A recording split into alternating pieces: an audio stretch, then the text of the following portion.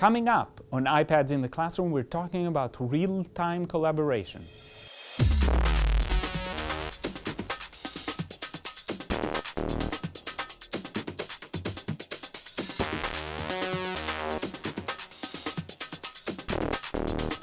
Hi, my name is Guy Train, and this is iPads in the Classroom from TechEdge, and today I want to talk about real-time collaboration. Collaboration is one of those 21st century skills that are very important to develop in kids. Some of it happens in real time in classrooms. Another way to do it, whether between professionals, teachers, and other professionals, or between students in the same classroom, can happen on devices, and the iPad is one example of these devices. And in the iPad, again, as so many times it happens, it's actually much easier for kids, especially young kids, to collaborate and work together. What I love about these collaboration tools is actually, for the first time, it enables students to be on multiple devices, work on the same project, and really collaborate, not just divide it up into sections and each person does a section and then they all put it together. They can actually brainstorm together, do great things together at the same time. And that's key for success, because usually when we have devices, what we would have is a group of kids, but only one of them has access to the device, so that person really takes over. And if you have a few kids working together, you can see how more and more of them become less interested, less engaged. This is a way to keep everybody engaged. So let's start. The first thing I want to talk about is an app called Talkboard. Talkboard is an app that allows you to have a shared canvas. So you can invite collaborators. You can do that with a chat or a text message, or even an email, and they all share this kind of space. You see, it's an empty space. There's not much on it. You can choose the tool. You have tools in different colors. And I love this one because it actually creates nice effects. But you can write, obviously. And you can see it's very sensitive to the touch. It's very attractive as a way to write or draw. You can, of course, use the eraser and erase what you just wrote. And the great thing is, multiple people can be on the same canvas at the same time, contributing, erasing, adding. You can even use it with art and actually draw there, and you can see that you can use different colors. So if you want to know who contributed what, they can each use a different color. You can obviously make this disappear. And then what is important, as usual, is that this gets saved on the app so you can actually share it later. So this one is called Talkboard. The next one I want to talk about is something we've actually talked about quite a bit, and that is Google Drive.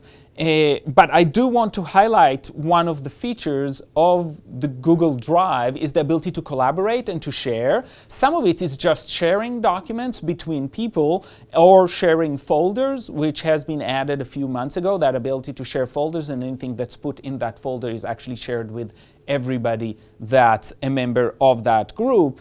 But what is even better is the fact that once you work on a document that's fully on Google Drive, what you can do is you can have multiple people viewing it at the same time and multiple people editing the product at the same time. So Google Drive really serves as a great place to do some collaboration. And what's great about it is it does so many other things that this is just one more thing it does. It's a great tool to use in classrooms. If you do have access to Google Drive, then try to use that as a collaboration tool and have kids co-create documents.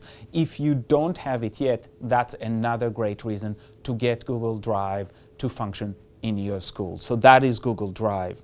The last piece that I want to talk about is actually not an app, and this is a website that used to be called Wallwisher, is now called Padlet. I've talked about it in the past, but I do think that it's important to highlight what it does. And this is, again, a shared collaboration tool. One person has to own that wall, and then you can share it with everybody else. Anybody entering that web address into their browser will be able to have access, see, and be able to contribute.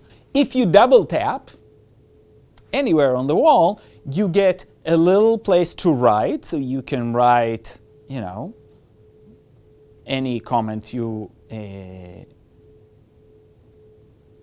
that you want, or you can bring in a link.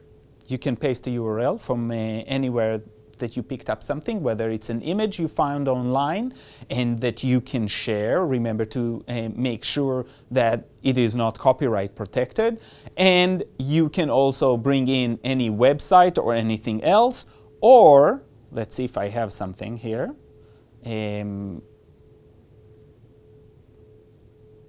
It's bringing it in, or you can actually upload something.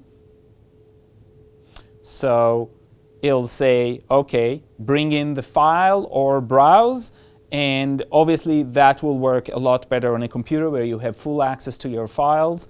Here you will have to first copy and then paste it back in. You can see that here we brought in a website, and you can access it from here. Now, again, the great thing is not just being able to create this canvas with pieces from different places, but the ability of different participants to contribute to this, so you would have contributions from different students into this very same board, and then that product can be shared with a teacher, and you can see there's the little share button, and you can share it on social media, you can share it, you can export it to an actual document, a PDF, or you can email it, or you can even print it. So there's lots of options what to do with this product, and communicate it to others, communicate it to a teacher if it's a classroom assignment, and things like that. So this one is called Padlet. It's at padlet.com. It is not an app, but I think it's a great collaboration tool that you might want to consider for your classroom. So today we talked about 3 ways you can collaborate in real time using technology, and we'll see you next time on iPads in the Classroom.